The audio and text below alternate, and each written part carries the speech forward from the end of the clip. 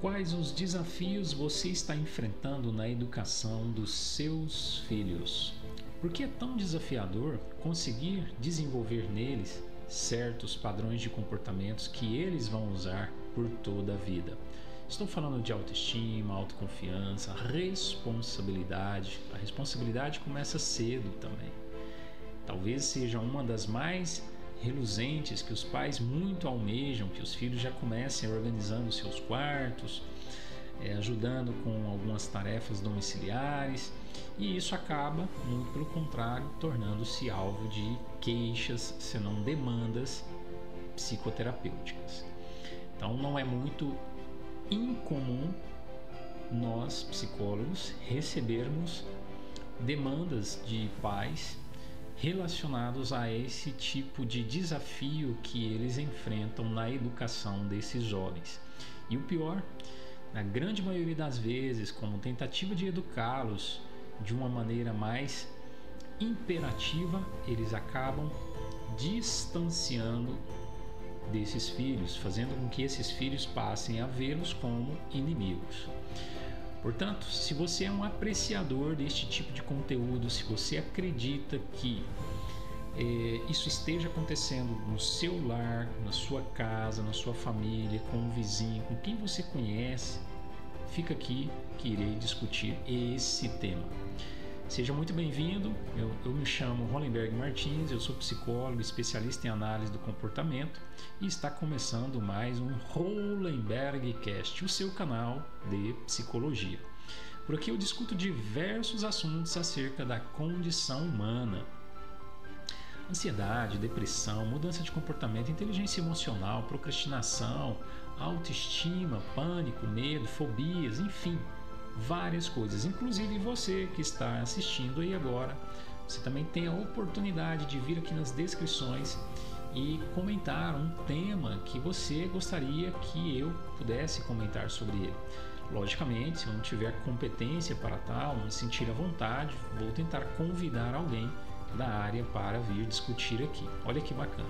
E por favor, não custa nada você já deixar aí o seu like e ativar as notificações para você receber mais e mais conteúdos como esse aqui. Já compartilha também com mais pessoas para ir aderindo ao canal, fortalecendo aí o canal e receber também esses conteúdos.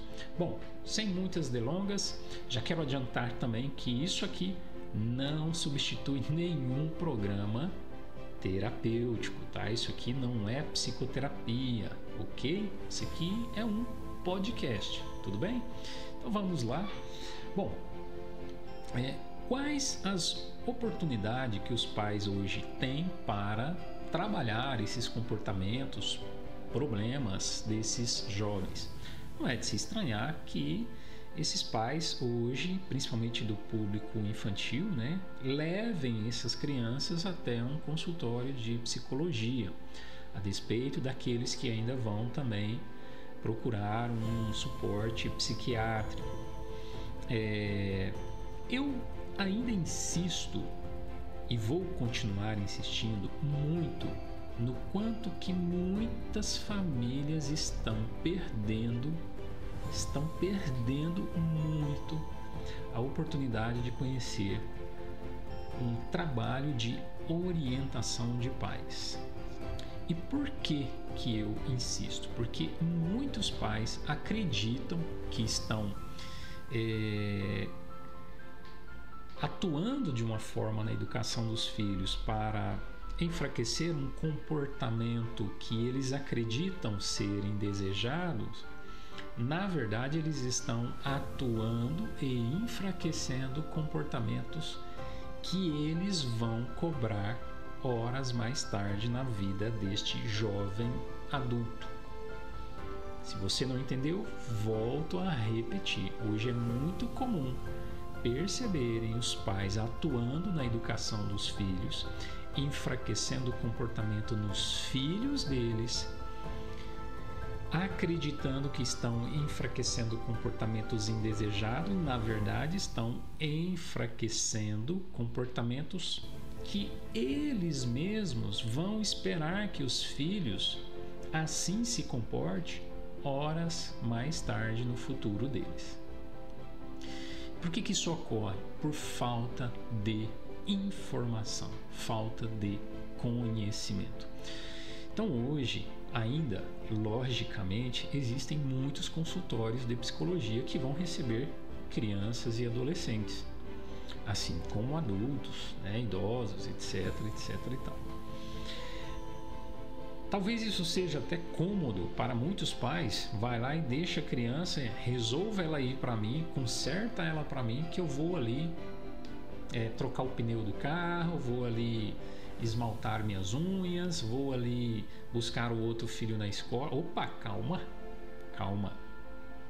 vem cá, precisamos conversar. O que está acontecendo?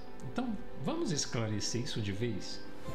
Veja só, quando um pai entra em contato com um psicólogo para fazer um trabalho com o filho, logicamente esse pai que vai fornecer primeiramente as informações necessárias para esse clínico saber do que se trata aquela demanda. Então ele vai anotar aqui. E aí o que acontece? Quando esses pais estão com os clínicos, com os psicólogos clínicos, o psicólogo está diante do comportamento problema relatado. Vou falar de novo. O psicólogo está diante do comportamento problema relatado.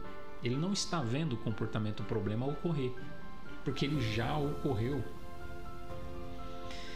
E a partir dali, principalmente se a orientação clínica desse psicólogo for em análise do comportamento, ele já vai começar a eleger as primeiras hipóteses sobre o que está influenciando aquele comportamento problema lá naquele ambiente, lá naquele contexto que já ocorreu.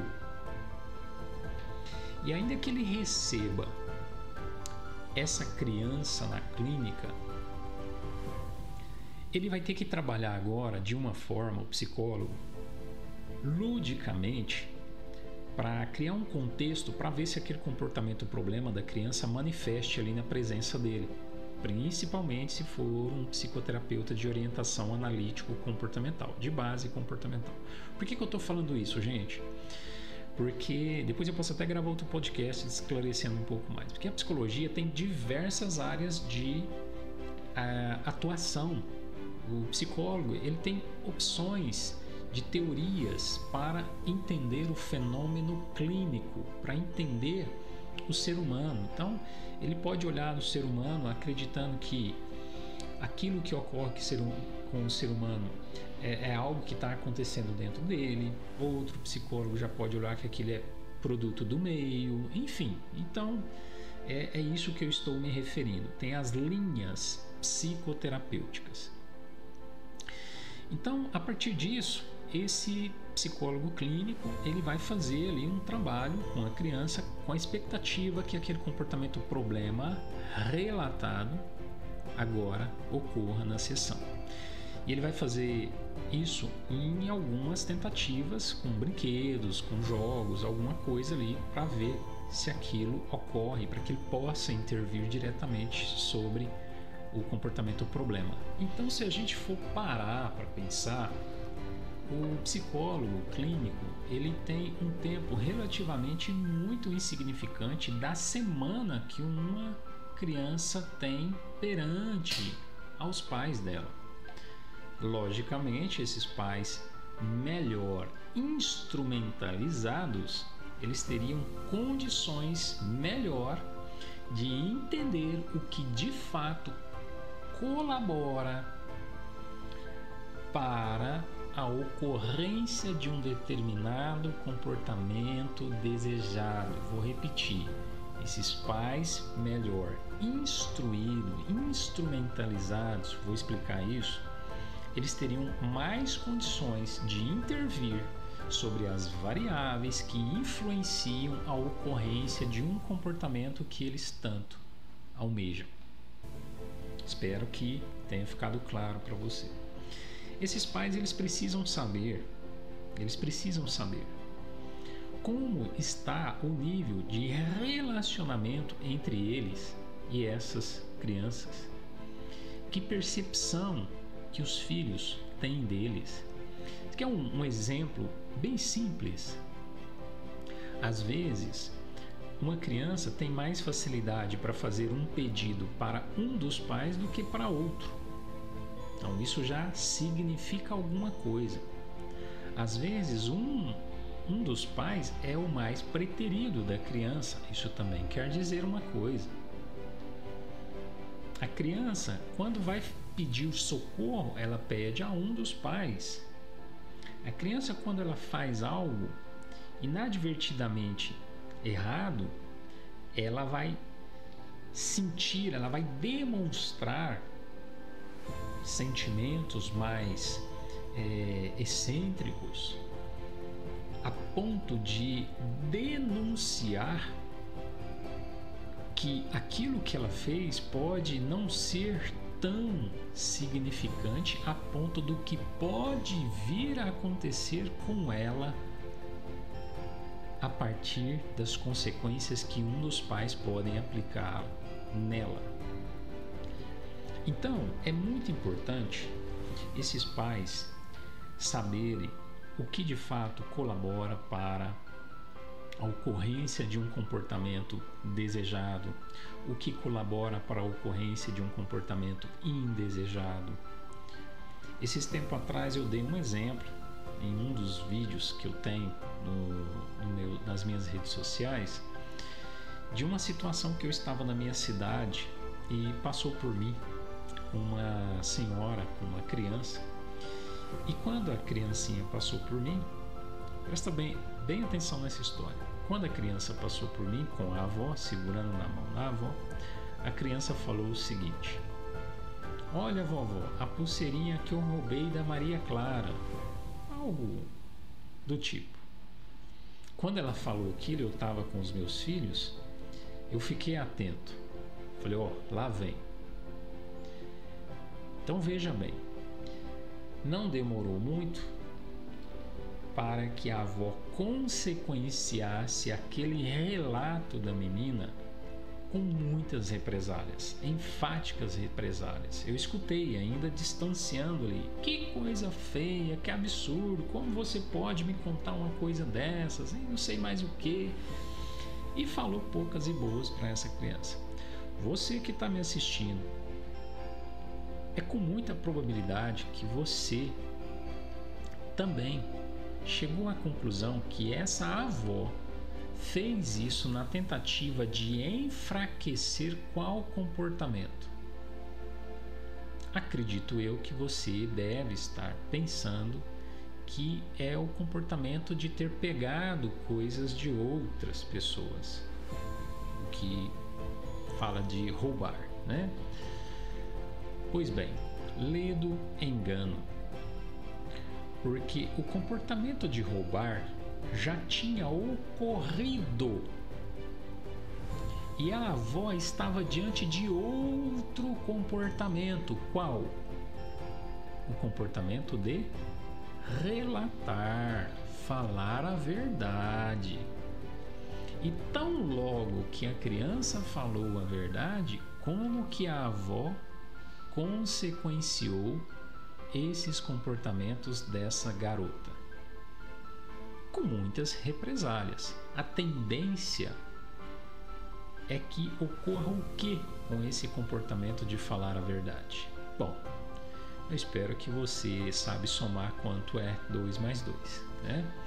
Ou seja, a tendência é que essa criança passe a omitir quando ela fizer isso. Mas o comportamento, o problema de ter pegado coisas dos outros não foi afetado diretamente. Então a gente precisa que esses pais compreendam o que está acontecendo. A gente chama esses tipos de situações, como esse que ocorreu lá, a avó foi uma das variáveis que afetou o comportamento de relatar da criança. Vou repetir. Eu sei que tem alguns termos técnicos que acabam escapulindo da boca da gente, mas vamos lá. A avó foi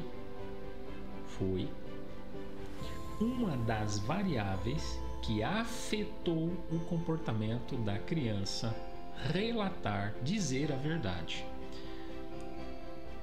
O efeito dessa variável, quer dizer, o efeito desse comportamento da avó, vai fazer o que com o comportamento da menina dizer a verdade?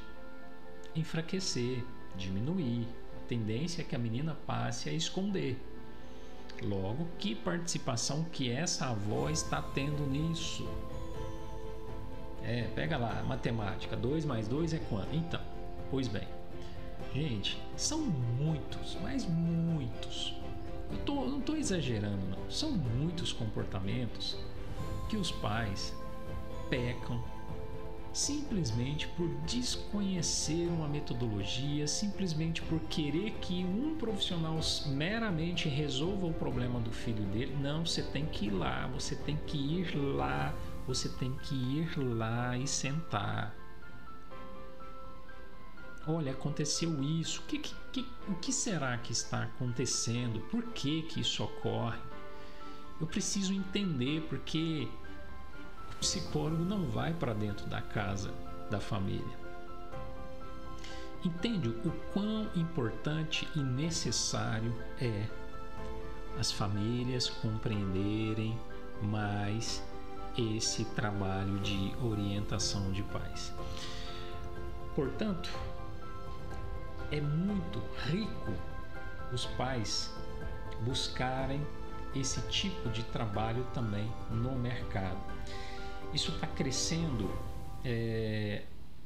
ainda a níveis homeopáticos, mas já tem profissionais que trabalham com esse tipo de metodologia. Eu, inclusive, procuro trabalhar com isso já há muitos anos atrás. Não recebo mais crianças no meu consultório, adolescente até que eu recebo, mas não abro mão de falar com os pais. É muito importante, é um ledo engano. Isso, gente, independe de erudição, independe se você é um médico, se você é um cientista, se você é um advogado, se você é um juiz, independe disso, porque estamos falando de uma outra área da ciência. Estamos falando de princípios que regem, princípios que norteiam, princípios que declaram como que os comportamentos são aprendidos, fortalecidos, mantidos e perpetuados. E muitos pais, inevitavelmente, estão perdendo, e muito, por não buscar esse tipo de metodologia. Super encorajo, super recomendo. Portanto, se você conhece alguém que esteja enfrentando qualquer desafio com crianças, adolescentes, e queira saber um tanto quanto mais, procure por esse tipo de ferramenta também. Quero deixar claro aqui que eu não sou nada contra levar crianças em consultórios de psicologia, tá bom? Não sou nada contra, muito pelo contrário, fique à vontade, vá, tem que ir, é muito importante, tá? Os colegas vão também orientar esses pais, precisam orientar. Mas quando os pais se engajam numa perspectiva de realmente compreender mais essa metodologia, mais bagagem eles têm. Tem livros falando sobre educação, como que você pode colocar limites nos filhos, enfim, etc. e tal, que também costuma passar distante das estantes dessas famílias. Procure se informar, tá? Eu vou deixar aqui na descrição aqui algumas referências. Tem também cursos online que vocês podem. Eu até tenho, inclusive, um curso online sobre esse assunto.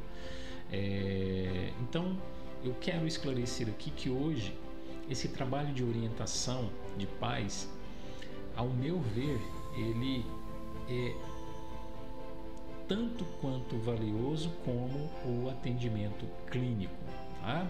Talvez os pais podem até ganhar mais, porque o que eles vão aprender ali, eles vão aplicar com outro filho também. Vão poder melhorar em muito o relacionamento com todos os filhos. Tudo bem? Espero que tenha ficado claro para você. Bom, eu já conversei que nem uma matraca aqui.